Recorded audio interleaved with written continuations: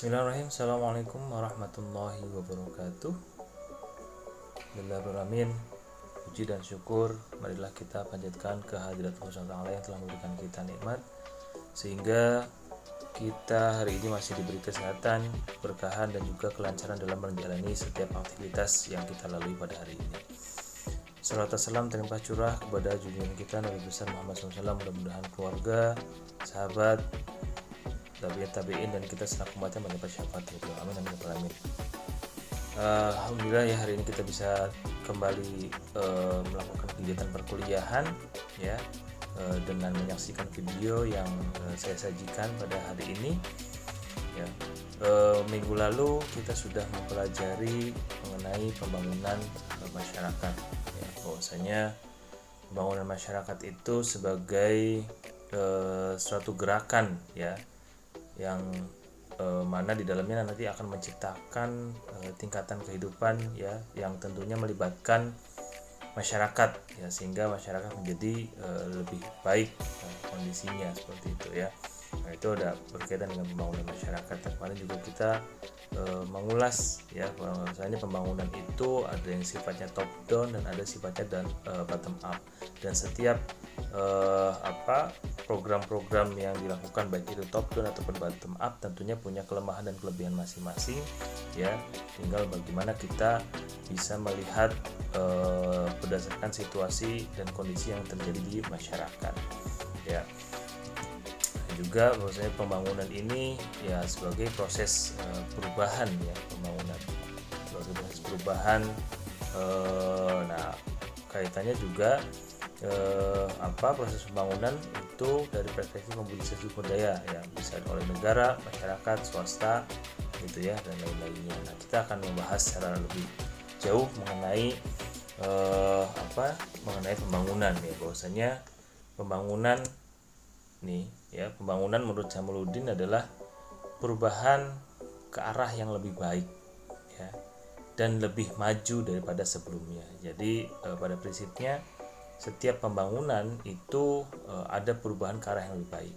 Setiap perubahan tentu direncanakan supaya kehidupan masyarakat itu menjadi lebih baik, supaya kehidupan masyarakat lebih maju dibandingkan sebelumnya, seperti yang terjadi pada saat ini ya. Ketika kita flashback ke belakang dibandingkan dengan sekarang, tentunya sudah banyak kemajuan-kemajuan yang terjadi di Indonesia gitu kan.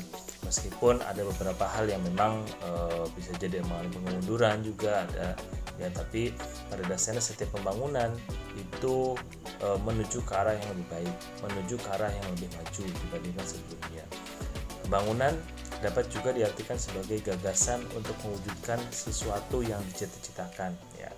Artinya tentu negara kita punya rencana pembangunan jangka panjang, rencana pembangunan jangka pendek, rencana pembangunan jangka menengah, dan kenapa dicita-citakan? Karena ya dirancang ya untuk mencapai suatu tujuan tertentu gitu ya, supaya masyarakat mencapai kesejahteraannya gitu. Gagasan tersebut lahir dalam bentuk usaha untuk mengarahkan dan melaksanakan pembinaan, pengembangan serta pembangunan bangsa ya.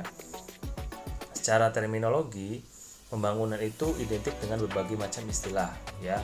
Di antaranya ada development, ada modernization, ada westernization, empowering, industrialization, economic growth ya, Europeanization ya. Jadi kaitan development itu kan pembangunan itu sendiri ya. Pasti di dalam setiap program pembangunan akan ada modernisasi, akan ada westernisasi, karena memang negara-negara yang lebih maju, yang maju terlebih dahulu adalah negara-negara barat gitu ya, westernisasi. Terus juga di dalamnya pasti akan ada empowering ya, memberikan daya, memberdayakan masyarakat gitu ya, berkaitan dengan pembangunan ini.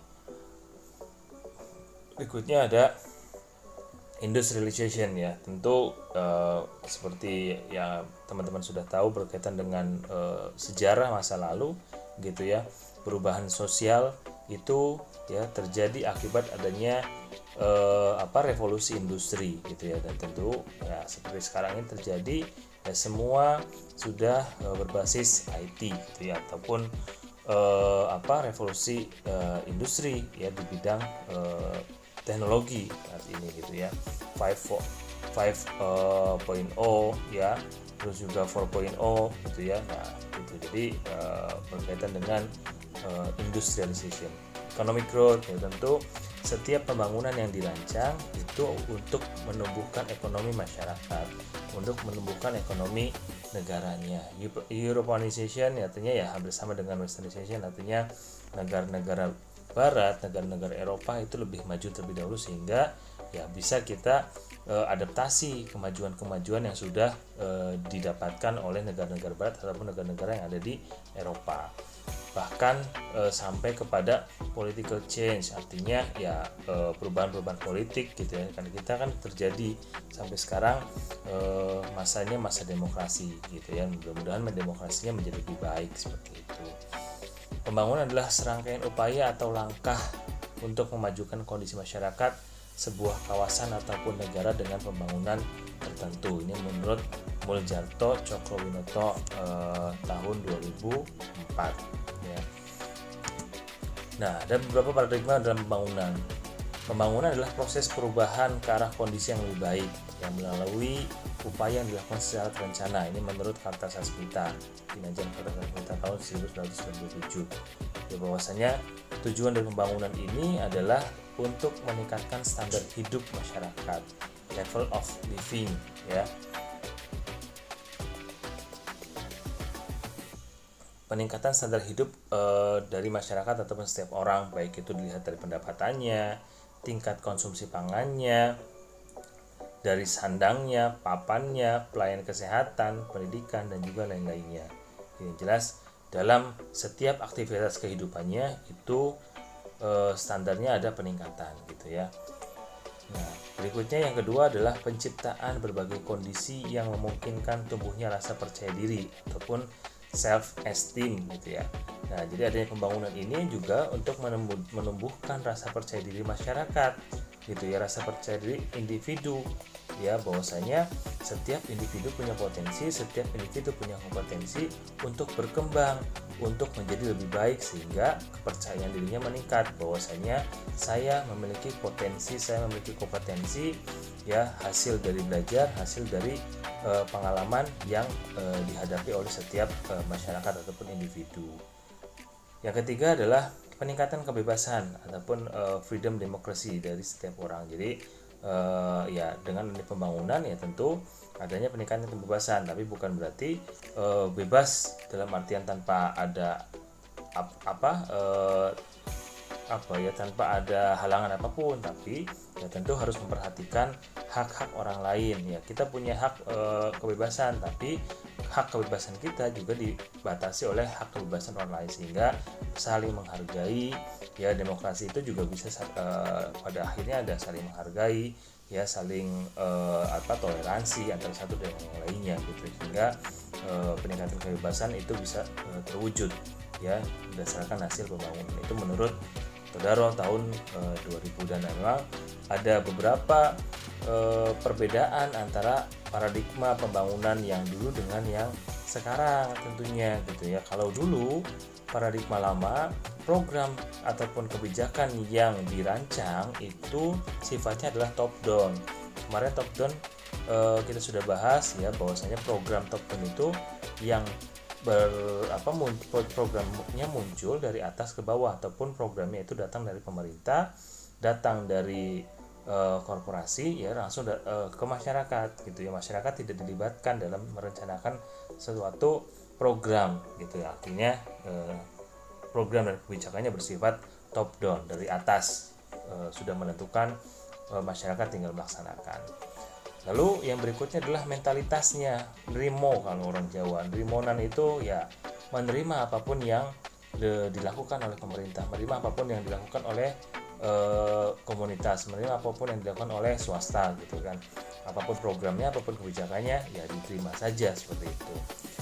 Lalu yang berikutnya adalah menindakbobokkan potensi lokal. Artinya potensi lokal itu ada, tapi masyarakat tidak berikan pengetahuan ya untuk memanfaatkan potensi lokal, sehingga menjadikan masyarakat menjadi lebih berdaya, kesejahteraannya meningkat dengan memanfaatkan potensi lokal. Nah gitu, jadi ini dibawakan potensi lokalnya diberdayakan oleh orang lain seperti itu. Jadi menindaklanjuti potensi lokal bahwasanya ya, ataupun bisa jadi potensi lokal tidak dimanfaatkan dengan baik ya, sehingga ya tadi nerimo tadi apapun yang dilakukan oleh pemerintah atau apapun yang dilakukan oleh korporasi ya dalam program pembangunan, ya mereka masyarakat menerima saja seperti itu. Berikutnya adalah pembangunan kesehatan berbasis pemerintah ya. Kalau dulu semua pembangunan kesehatannya berbasis dari pemerintah karena sifatnya dari top down. Di sini sifatnya top down gitu ya. Yang pertama. Lalu berikutnya sistem purna bayar pelayanan kesehatan. Jadi dulu kalau misalkan kita mau periksa kesehatan itu kan kita bayar di awal gitu ya.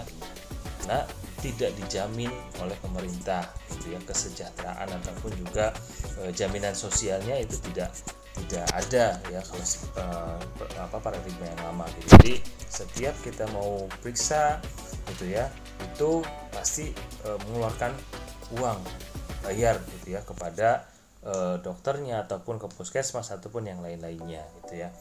Lalu berikutnya adalah pembangunan kesehatan sektoral ya. Jadi ya hanya sifatnya sektoral saja gitu ya. Oke, selanjutnya yang paradigma baru itu adalah bahwasanya program dan kebijakannya sifatnya adalah bottom up ya. Artinya munculnya dari bawah, masyarakat yang merancang ya lalu menyampaikan kepada para pemangku kebijakan gitu ya. Jadi sehingga programnya yang ditentukan ataupun yang dirancang itu bottom up, hasil dari identifikasi, hasil dari kebutuhan yang betul-betul dirasakan oleh masyarakat, sehingga program yang berjalan itu sesuai dengan yang dibutuhkan dan akan dirasakan secara langsung dampaknya bagi masyarakat.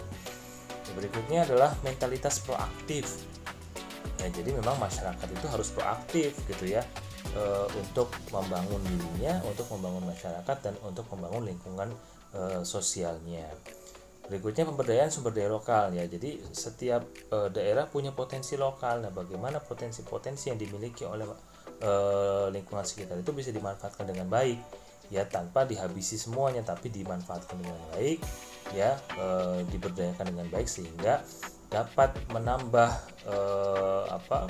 penghasilan, menambah kesejahteraan bagi masyarakat sekitar ya.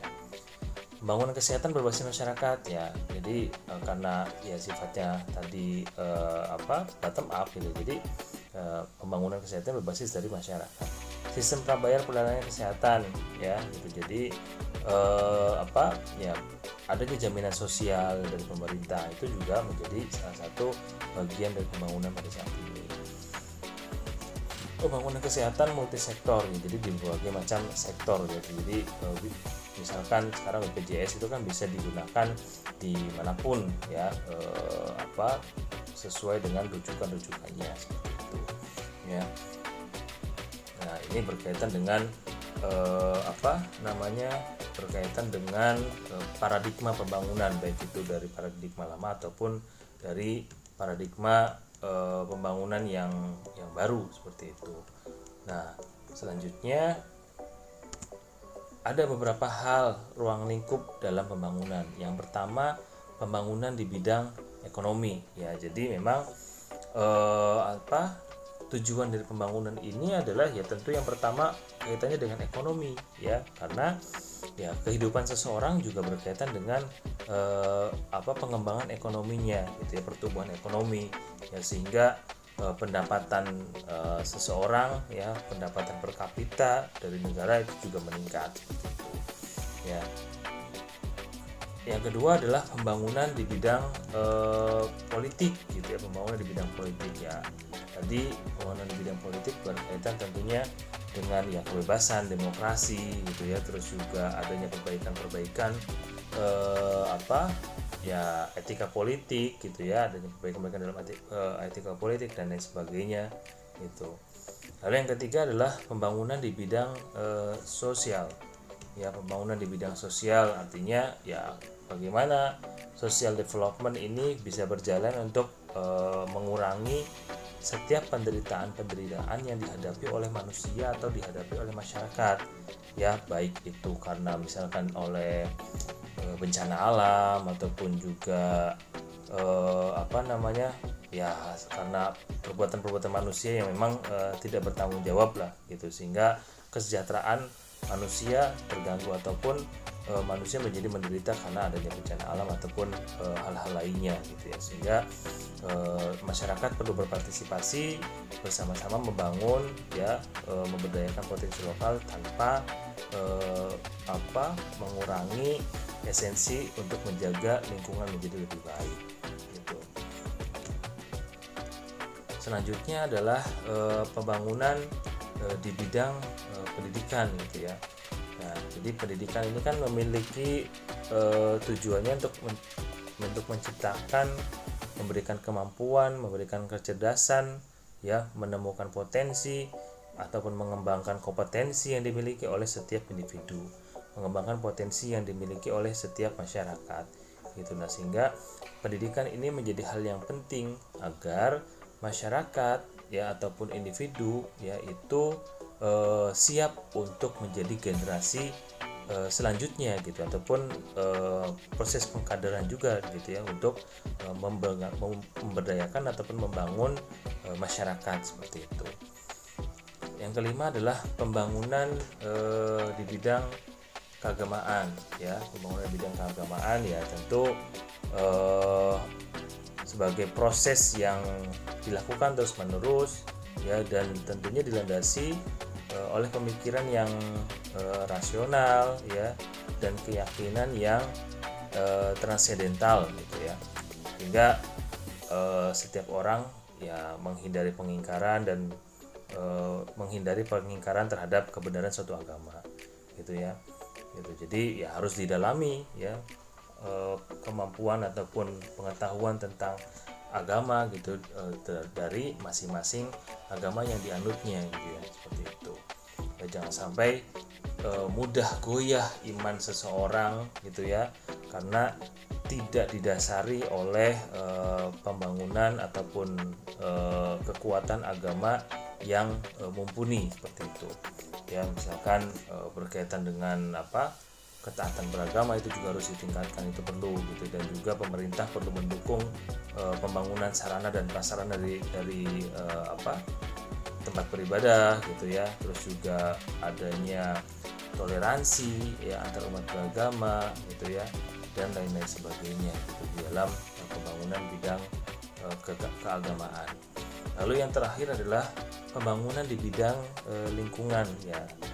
Untuk pembangunan ini dilakukan ya secara sustainable, berkelanjutan, berkesinambungan gitu ya, dalam memanfaatkan ataupun mengoptimalkan sumber daya alam yang ada di sekitar masyarakat tersebut gitu ya. Bagaimana tetap lestari tapi juga masyarakat mendapatkan manfaat dari potensi sumber daya alam yang ada di sekitarnya. Dan tentu ya kunci utama dalam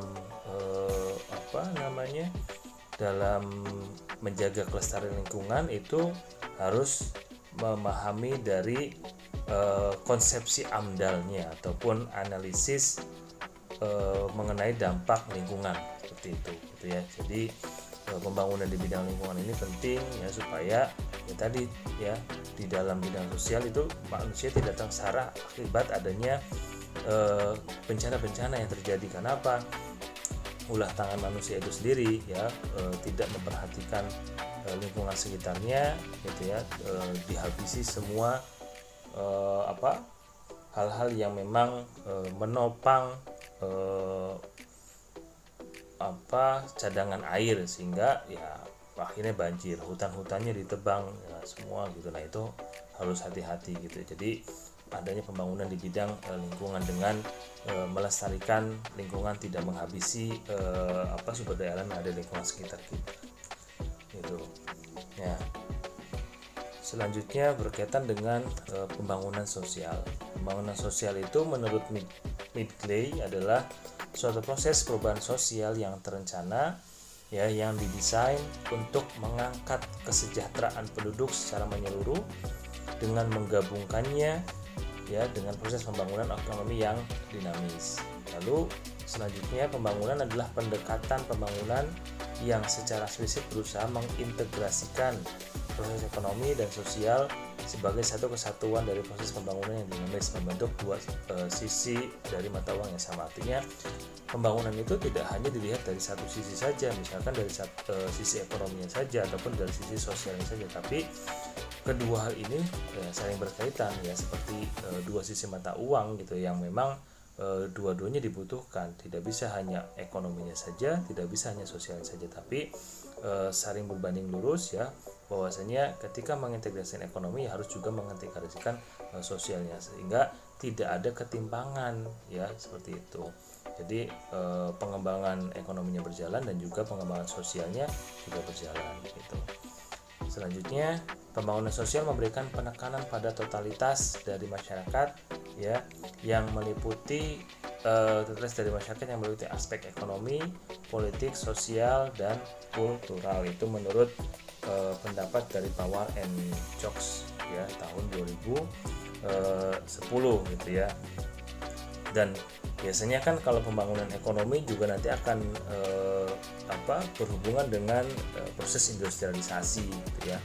Nah, seperti itu. Jadi pembangunannya harus seimbang industrialisasi dengan kondisi sosialnya. Makanya sekarang pembangunannya itu bukan hanya 4.0 ya, tapi 5 sehingga 5.0 sehingga menyeimbangkan antara kondisi teknologi dengan human ya, ataupun orangnya gitu ya. Ada keseimbangan antara penggunaan teknologi dengan sumber daya manusianya, seperti itu. Lalu yang berikutnya adalah pembangunan sosial tidak akan terjadi tanpa adanya pembangunan ekonomi. Begitu pula sebaliknya, pembangunan ekonomi tidaklah berarti tanpa diiringi dengan peningkatan kesejahteraan sosial masyarakat secara menyeluruh ya. Jadi makanya ini adalah berbanding lurus ya.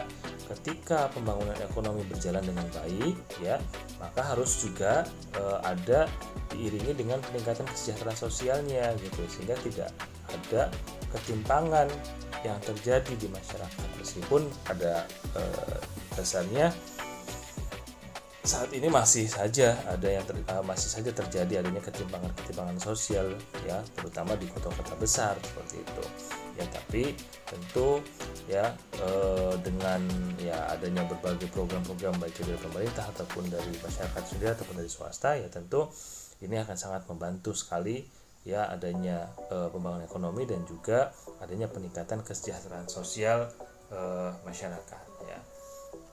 Hanya ada 8 aspek pembangunan sosial di masyarakat seperti itu. Ada 8 aspek. Yang pertama adalah proses pembangunan sosial itu akan sangat terkait dengan pembangunan ekonomi ya, seperti yang tadi kita sudah singgung ya. Tentu memang akan sangat berkaitan sekali bahwasanya pembangunan sosial itu ya relate dengan pembangunan ekonomi gitu ya. Gitu.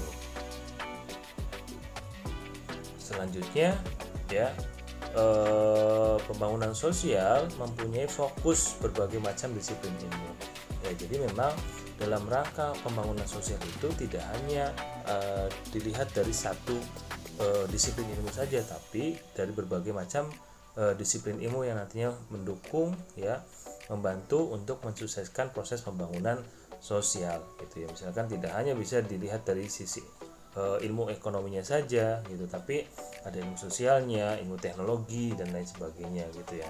Nah, lalu pembangunan sosial lebih menekankan pada proses gitu ya, karena ya memang proses pembangunan sosial ini ya sebagai konsep yang memang sangat-sangat dinamis sekali gitu ya, bergantung pada ide-ide dari setiap individu ya, berkenaan dengan pertumbuhan, berkaitan dengan perubahan-perubahan yang terjadi gitu ya. Nah, sehingga pembangunan yang terjadi itu adalah sifatnya positif. Pembangunan yang terjadi adalah hasilnya positif seperti itu gitu ya. Nah, sehingga pada akhirnya masyarakat mencapai kesejahteraannya gitu. Dan makanya menekankan pada prosesnya gitu ya, bukan hanya pada hasilnya ya. Berikutnya, proses perubahan itu adalah progresif ya. Nah, perubahan progresif ini ya berarti adanya peningkatan secara ya bisa jadi cepat, bisa jadi lambat, tapi ada progres peningkatan ya dalam setiap perubahan yang dialami oleh masyarakat gitu ya. Adanya peningkatan sosial gitu ya yang memang dibutuhkan oleh masyarakat. Selanjutnya, proses pembangunan sosial bersifat intervensi gitu. Ya. Jadi memang ketika ada pembangunan sosial itu tentu akan ada intervensi, baik itu dari negara, baik itu oleh masyarakat yang merancang sebuah program, ataupun juga oleh korporasi yang memang merancang sebuah program gitu ya, sehingga implementasi yang sudah direncanakan itu ya bisa lebih spesifik, bisa lebih sesuai dengan tujuan yang ingin didapatkan oleh masyarakat, oleh negara ya, ataupun juga oleh korporasi. Tapi memang tujuan umumnya adalah untuk mencapai kesejahteraan dari masyarakat itu sendiri. Berikutnya adalah tujuan pembangunan sosial didukung dengan beberapa macam strategi, baik secara langsung ataupun tidak langsung ya, karena banyak hal yang harus dilakukan dalam proses pembangunan sosial, sehingga tidak bisa hanya dilakukan dengan satu strategi saja gitu ya. Nah, strateginya itu juga bisa secara langsung ya, ataupun juga tidak langsung gitu ya. Selanjutnya, pembangunan sosial lebih terkait dengan rakyat secara menyeluruh ya, serta ruang lingkupnya lebih bersifat inklusif ataupun universal ya. Itu. Ya.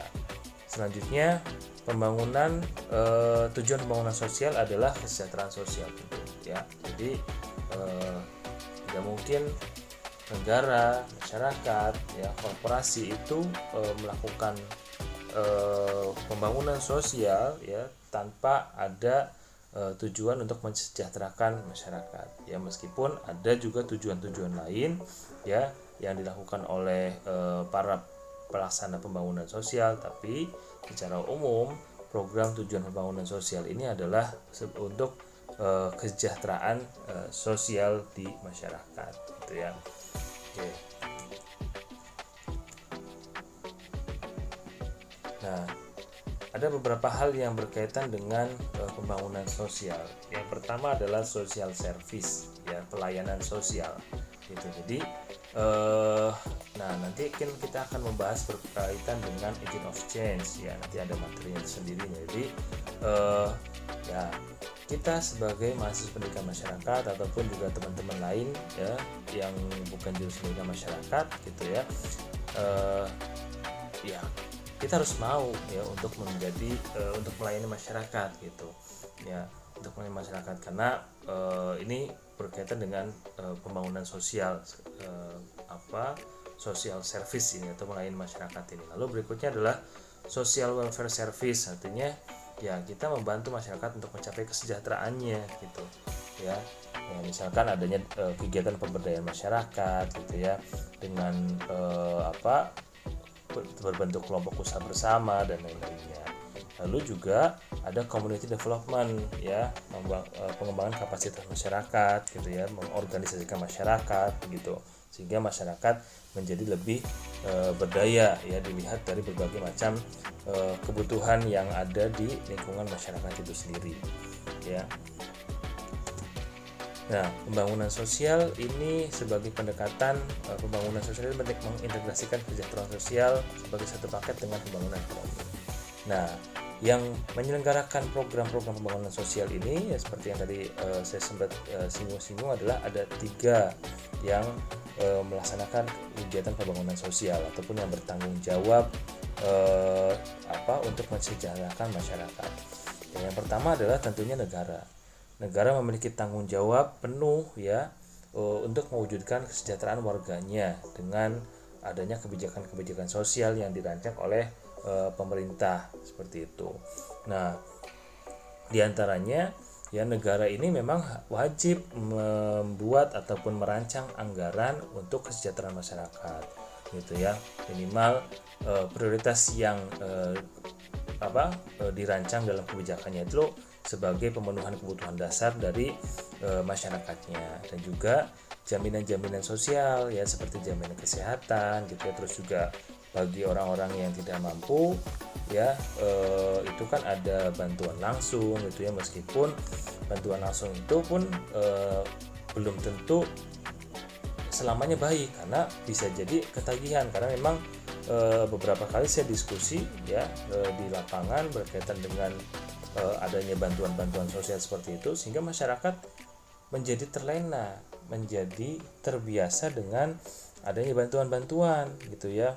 Masyarakat menunggu ya, masyarakat bukannya hasil dari bantuannya bukannya digunakan untuk meningkatkan kapasitas dirinya, tapi memang ya seperti ya namanya keenakan lah gitu, keenakan masyarakatnya, besok juga bulan depan juga nanti akan dikasih lagi oleh pemerintah gitu, dan seperti itu. Ini kan juga menjadi ya tendensi yang kurang baik seperti itu, karena kan harusnya dikasihnya itu adalah kailnya bukan ikannya gitu ya, untuk makan misalkan seperti itu ya. Tapi memang negara punya kewajiban ya untuk bertanggung jawab mewujudkan kesejahteraan bagi warganya ya, dengan adanya pemenuhan kebutuhan dasar dan juga jaminan-jaminan sosial di masyarakat.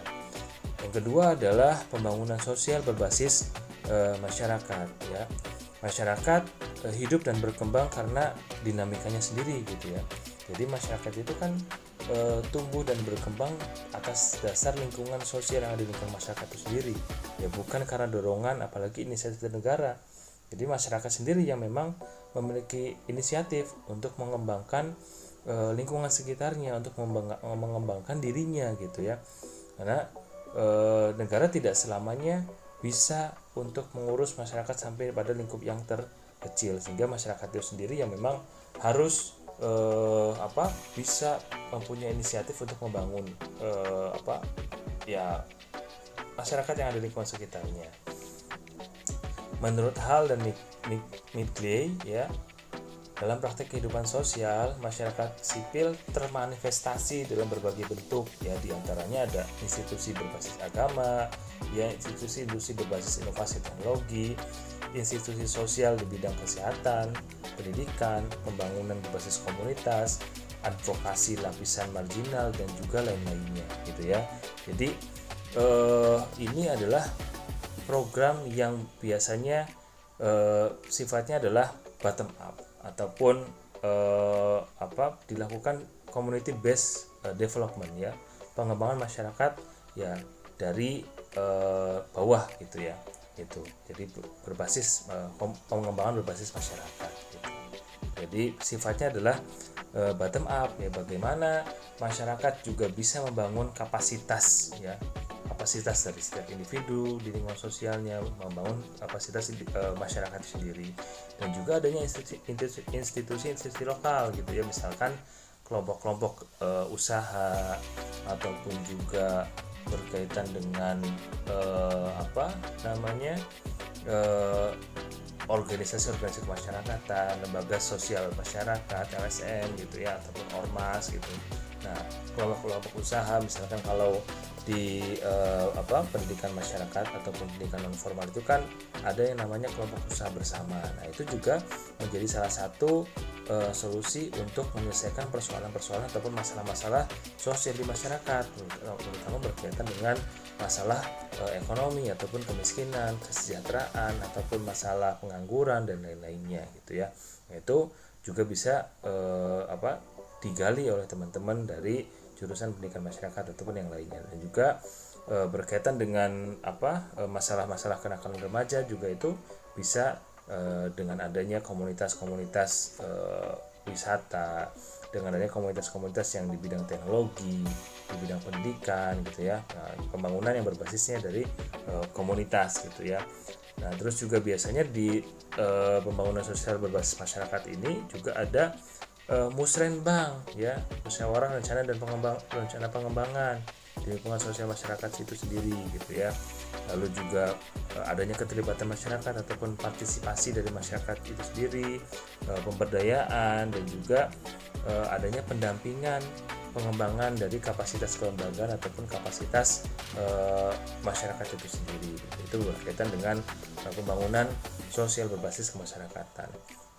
Selanjutnya yang ketiga adalah pembangunan sosial oleh korporasi. Ya, korporasi ini artinya perusahaan swasta.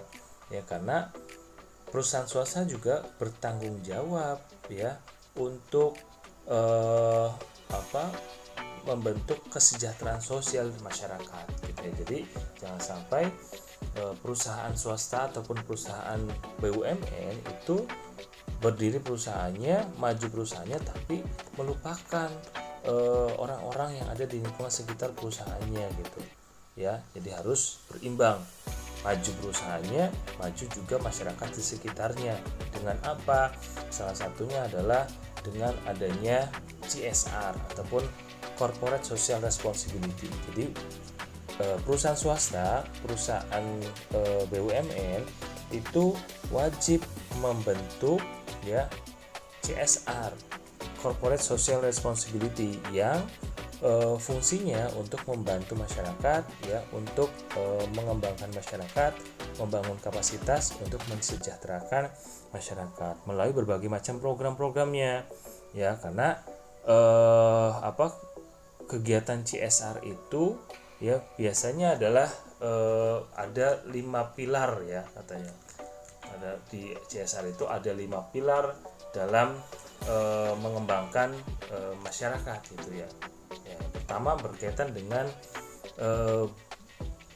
dengan building capital ya, ataupun building human capital, karena manusia ini adalah investasi yang sangat berharga sekali gitu. Makanya di dunia swasta sumber daya manusia itu menjadi hal yang sangat berharga, karena ya di dalam teorinya kan setiap sumber daya manusia ini nantinya dapat mendukung pengembangan dari korporasinya ataupun corporate ataupun perusahaannya. Makanya ketika dalam pengembangan SDM gitu ya, ketika karyawan diberikan pelatihan itu ya dihitung keuntungan kerugian dari pengembangan karyawannya. Ketika karyawannya mengikuti pelatihan, berapa investasi yang sudah dikeluarkan oleh perusahaan ya, sehingga nantinya karyawan sudah mengikuti pelatihan, meningkat kemampuannya, meningkat kompetensinya, berapa besar pengembaliannya setara tidak dengan apa yang sudah dikeluarkan oleh perusahaan. Itu untuk internal di dalam perusahaannya gitu ya, sehingga SDM yang ada di perusahaan swasta itu ataupun perusahaan BUMN itu menjadi SDM yang handal. Nah, di samping itu ya berkaitan dengan building human capital ini ya, secara eksternal ya perusahaan ataupun korporasi ya dituntut juga untuk melakukan kegiatan pemberdayaan masyarakat ya. Misalkan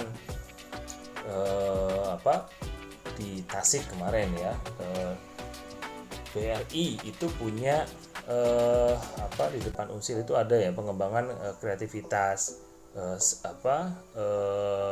kerajinan yang ada di Tasikmalaya, ataupun juga melalui pengembangan usaha ekonomi gitu ya, pengembangan komunitas di bidang ekonomi gitu ya, misalkan dengan UMKM ataupun yang lain-lainnya gitu ya. Nah, terus juga yang kedua adalah berkaitan dengan kekuatan ekonomi, strength ekonomis gitu ya. Memang perusahaan itu bukan hanya untuk memperkaya dirinya saja gitu ya, bukan hanya untuk memperkaya perusahaannya saja ya, sedangkan masyarakat di lingkungan sosial sekitarnya itu miskin ya. Nah, tentu tidak seperti itu, tapi makanya perusahaan swasta ataupun BUMN itu ya memiliki kewajiban untuk memberdayakan masyarakat secara ekonomi gitu ya.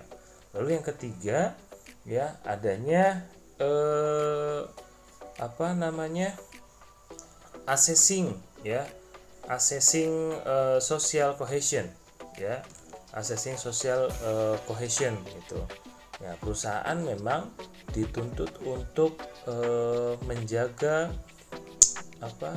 keharmonisan ya, menjaga keharmonisan dari masyarakat sekitarnya. Jangan sampai ya masyarakat sekitarnya itu merasa dirugikan dengan adanya limbah-limbah ya, meskipun itu banyak terjadi juga ya. Contohnya seperti di Bandung ya, perusahaan besar di Kabupaten Bandung itu ya. Ya kalau misalkan kalian ke Bandung itu pasti melewati. Nah ini banyak juga terjadi ya karena adanya limbah-limbah yang merugikan masyarakat gitu ya. Nah tentu ini harus diperhatikan juga, karena jangan sampai masyarakat dirugikan gitu ya. Jangan sampai tidak ada keharmonisan antara perusahaan dengan masyarakat di sekitar perusahaan itu berdiri gitu ya. Nah itu meskipun ya ada beberapa perusahaan-perusahaan yang sifatnya kapitalis gitu ya, untuk keuntungan aja ya, tapi pada dasarnya ya harusnya idealnya adalah setiap perusahaan itu ya menjaga keharmonisan antara perusahaan dengan masyarakat sekitarnya, sehingga tidak ada konflik gitu ya. Ya meskipun tidak bisa 100% gitu, tapi setidaknya dengan adanya CSR ini dapat membantu keharmonisan antara masyarakat dan juga perusahaannya. Seperti yang pengalaman saya dulu ketika sebelum masuk di Unsil itu bekerja di CSR gitu, bagaimana CSR dan perusahaan tempat saya bekerja di Safira Corporation itu membantu masyarakat yang di lingkungan sekitarnya dalam hal pelatihan ekonomi ataupun pengembangan UMKM seperti itu. Lalu berikutnya adalah encouraging good governance ya. Jadi memang dalam setiap menjalankan proses bisnisnya, perusahaan itu juga harus menjaga tata kelola bisnis yang baik gitu. Melalui CSR juga ya bagaimana mewujudkan tata kelola perusahaan yang baik, karena uang yang dikeluarkan oleh CSR itu ya jadi pasti akan balik kembali ya ke perusahaan gitu. Jadi jangan sampai nanti dengan adanya CSR akan rugi sehingga tidak ada good governance gitu, tidak gitu ya, karena istilahnya hampir sama seperti sedekah gitu ya. Ketika kita menyedekahkan sesuatu yang kita miliki kan tidak mungkin habis, tapi akan kembali lagi kepada kita gitu. Maksudnya seperti itu gitu. Jadi CSR ini kan tentunya mengeluarkan banyak uang ya sehingga dari uang yang sudah dikeluarkan ya tentu nanti akan imbasnya kembali lagi ke perusahaan gitu, sehingga perusahaan menjalankan tata kelola bisnis yang baik gitu, dengan adanya untuk menjadi good government. Lalu yang terakhir adalah berkaitan dengan 5 pilar CSR ini adalah protecting the environment ya, artinya ya menjaga kualitas lingkungan ya. Meskipun ada juga perusahaan di Bandung itu ya yang tidak menjaga lingkungannya karena limbahnya dibuang begitu saja gitu, sehingga merugikan masyarakat ya. Nah makanya tadi yang saya katakan harus memperhatikan dari sisi AMDAL-nya, analisis mengenai dampak lingkungan gitu. Nah itu harus betul-betul ya dilakukan gitu ya.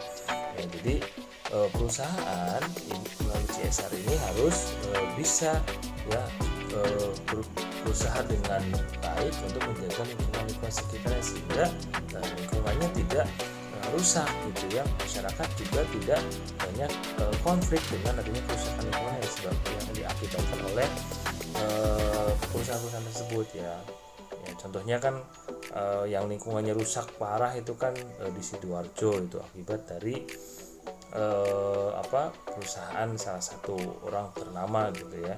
Nah itu jadi berbahaya juga ketika sebagaimana tidak memperhatikan AMDAL-nya gitu ya. Nah, makanya dengan CSR ini diharapkan dapat membantu masyarakat ya untuk mensejahterakan lingkungan sosial yang ada di sekitar perusahaan tersebut ya. Oke, terima kasih teman-teman, ini saja yang bisa saya sampaikan pada hari ini ya. Setelah ini ya teman-teman silahkan membuat kelompok ya, tidak perlu terlalu banyak. Satu kelompok cukup 4 orang saja ya, dibuat kelompok terlebih dahulu ya, dan hari ini harus terbentuk kelompoknya dan sudah bisa diupdate di Google Classroom. Satu kelompok maksimal 4 orang, ya, satu kelompok maksimal 4 orang, ya. Teman-teman yang dari Permata Sari ataupun Forkom, yaitu nanti silahkan bisa bergabung juga dengan teman-teman yang ada di Tasik, ataupun kalau teman-teman yang dari Untirta, ya, itu bisa membentuk kelompok sendiri, itu dipersilahkan gitu ya. Kalau yang teman-teman dari daerah lain, ya bisa bergabung dengan teman-teman kelompok yang ada di Universitas Siliwangi, Tasikmalaya ini boleh-boleh saja gitu ya. Dan tentukan tema, ya, tentukan tema untuk kelompoknya. Misalkan kan sebelumnya saya sudah sampaikan berbagai permasalahan sosial yang ada di Indonesia gitu ya. Di antaranya kan ada masalah kemiskinan gitu, yang ini nih.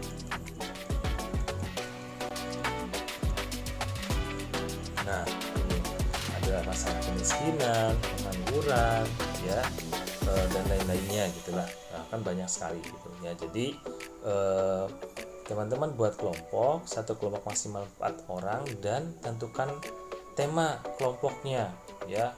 Kalian mau tema tentang kemiskinan, ya. Nah, tapi misalkan ngambil kemiskinan, itu tidak boleh semuanya ngambil kemiskinan, ya. Setiap tema yang ada di sini itu, ya, beberapa masalah sosial ini yang sudah pernah saya sampaikan, itu maksimal hanya boleh diambil oleh 2 kelompok gitu ya, paham ya? Jadi satu tema ini hanya boleh diambil oleh 2 kelompok maksimal. Misalkan kemiskinan, ya hanya 2 kelompok, ya, dalam satu kelas yang membahas masalah kemiskinan per kelas gitu ya. Nah, dalam satu kelas ini masalah kemiskinan hanya ada 2 kelompok saja. Dan tentunya kan pasti banyak sekali.